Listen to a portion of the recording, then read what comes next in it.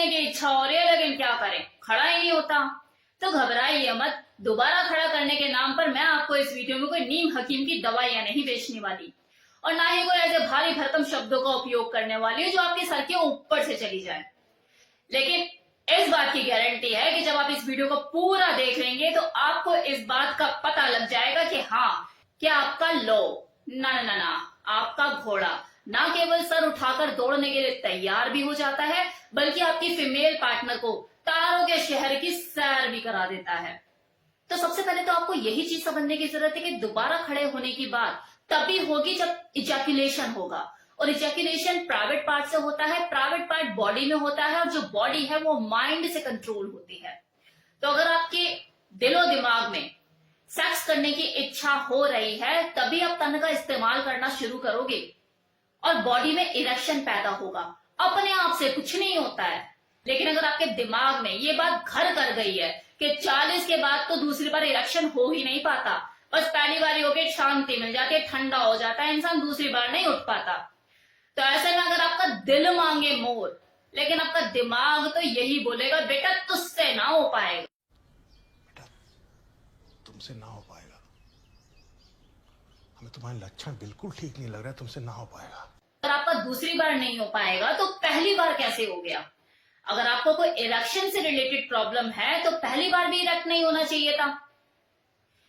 First time में बढ़िया erection हुआ, परफॉर्मेंस भी बढ़िया रही, आप फुल्ली सेटिस्फाइड हो, तो इससे तो ये साफ जाहिर हो जाता है कि आपको कोई मेडिकल इश्यू नहीं है, ये इरेक्शन प्रॉब्लम आपको है ही नहीं। तो सबसे पहले ये जो नीम हकीम की दवाइयां आपने घर में आपने सजा रखी है ना, इन्हें एक तरफ फेंको, कूड़े में फेंको, साइड करो। आप थोड़ा सा दिमाग पर जोर दीजिए कि मान लो आपकी जो वाइफ के साथ आपने पहला राउंड खेला और बहुत ही लाजवाब रहा, आपका प्रदर्शन भी अच्छा था और आप दोनों ही फुल्ली सेटिस्फाइड हो, लेकिन जब दूसरी बार खेलने की बात आई तो खड़ा नहीं हो रहा।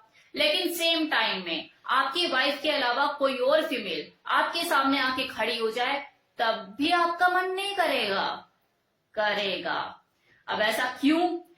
क्योंकि आपके मन को ये भली भांति पता है कि जो पहले राउंड में चीजें हुई है वही होगा, वही ऊपर नीचे होगा, कुछ विशेष नहीं होगा और उसी तरह का सुख होगा जो एज यूजुअल हर बार मिलता है। बिल्कुल वैसी ही चीज है जब आप 10 रसगुल्ले खा के बोर हो चुके होते हैं और आपको पता है कि यार 11वें रसगुल्ले का टेस्ट भी यही होगा, लेकिन सेम टाइम में आपके पास अगर नमकीन आ जाए, आपको नमकीन ऑफर कर दी जाए तो आप ओवर ईटिंग करने के लिए भी तैयार हो जाते हैं। मन में दोबारा नया टेस्ट पाने की इच्छा हो जाती है, ललक हो जाती है, क्या थोड़ा टेस्ट बदल के देखूं, अच्छा लगेगा।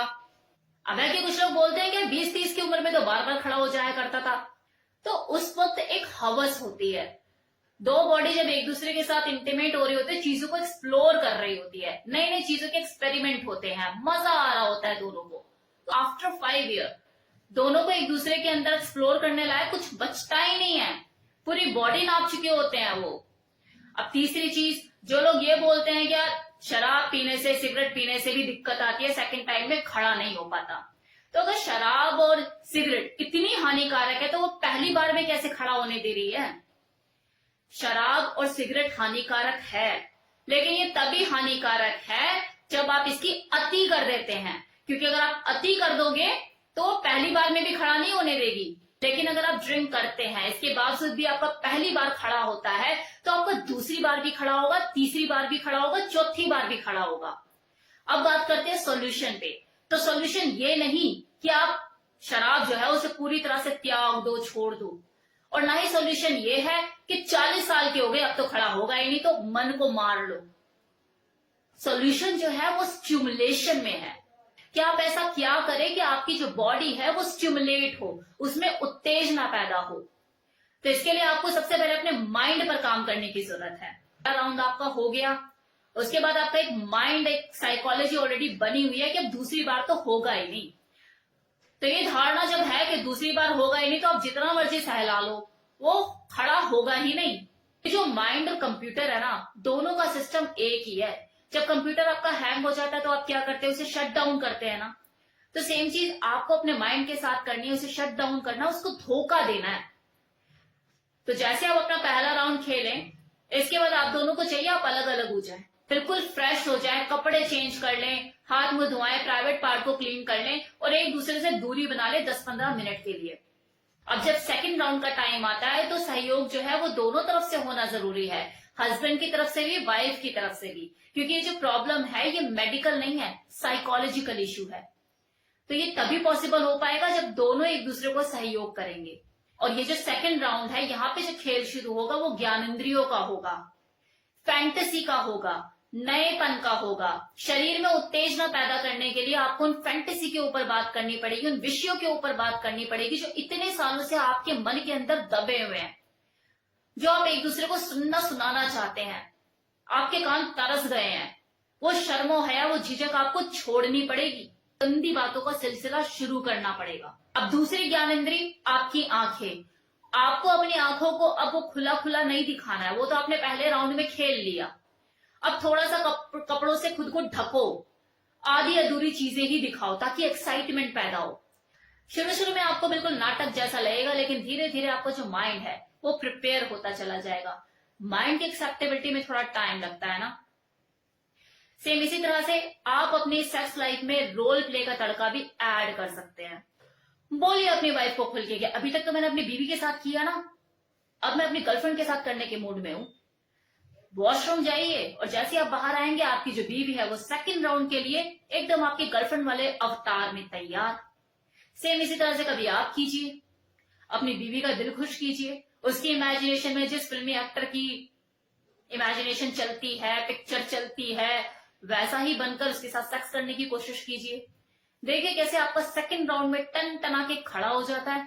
फिर बोल रही हूं, नीम हकीम खतरा जान, इन सब चीजों से दूर रहिए।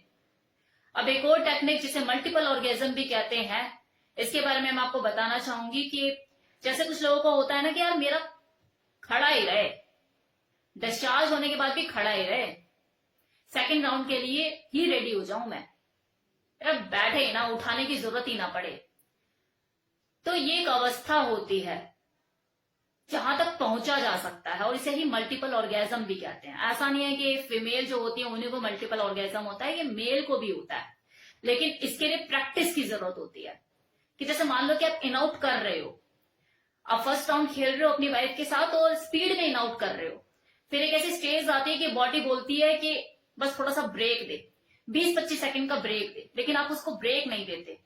डिस्चार्ज हो गया है उसके बावजूद भी आप इन आउट करे जा रहे हो, तो जो 20-25 सेकंड का जो टाइम होता है ना जिसमें आपको ब्रेक देना होता है, वो नहीं देते आप और उसको पार कर जाते हो, उस टाइम को ओवर कर जाते हो, तो वो आपका खड़ा ही रहेगा और सेकंड टाइम के लिए आप रेडी हो जाओगे। ये बोला जाता है ना कि एक फीमेल जो है वो मल्टीपल ऑर्गेजम ले सकती है, उसके पीछे यही रीजन होता है कि जब कोई उसका मेल पार्टनर उसके साथ इन आउट का गेम खेल रहा होता है, वो फर्स्ट टाइम डिस्चार्ज भी हो गई है, लेकिन वो क्योंकि जो उसका मेल पार्टनर है वो डिस्चार्ज नहीं होता, तो वो continue in out in out in out in out लगा ही रहता है। तो जब 20-25 सेकंड का जो ब्रेक उस औरत को चाहिए होता है ना, जो उसकी बॉडी मांगती है, वो उसे मिल नहीं पाता और पता लग रहा है कि वो सेकंड टाइम के लिए भी ऑटोमेटिकली रेडी हो जाती है। फिर उसका दूसरी बार भी डिस्चार्ज हो जाता है, तीसरी बार भी हो जाता है, चौथी बार भी हो जाता है और मल्टीपल ऑर्गेजम एक ही टाइम में फील कर लेती है। तो यही तरीका होता है जिस तरह से एक फीमेल मल्टीपल ऑर्गेजम फील कर पाती है क्योंकि उसे ब्रेक नहीं मिलता, सेम चीज आप भी कर सकते हैं। इन आउट करते रहिए और वो जो ब्रेक है 20-25 सेकंड का वो मत लीजिए, वो सेकंड टाइम भी आपका खड़ा ही रहेगा। लास्ट में इस वीडियो की इतना ही कहूंगी कि अपनी बॉडी को पहचानिए, उसके रिक्वायरमेंट को पहचानिए, कि आपकी जो प्रॉब्लम है उसको पहचानिए, वो मेडिकल है या साइकोलॉजिकल है। कुछ भी उठाकर किसी ने आपको बता दिया ये प्रोडक्ट बहुत बढ़िया है, नीम हकीम की ये दवाई बहुत बढ़िया है, तो जाके परचेज मत कीजिए। क्या पता आप जो प्रोडक्ट का डब्बा अपने लिए लेकर आ रहे हैं आपको वो मर्जी ना हो, आप मेडिकल इश्यू समझ रहे हो, उस बीमारी की दवाई खा रहे हो जो बीमारी आपको है ही नहीं। प्रॉब्लम आपको साइकोलॉजिकल लेवल पर है और सॉल्यूशन आप मेडिसिन में ढूंढ रहे हो, तो गलत कर रहे हो या नहीं कर रहे हो। तो इन चीजों पर आपको थोड़ा सा ध्यान देने की जरूरत है। एनीवे, कैसा लगा ये वीडियो आपको बताना जरूर।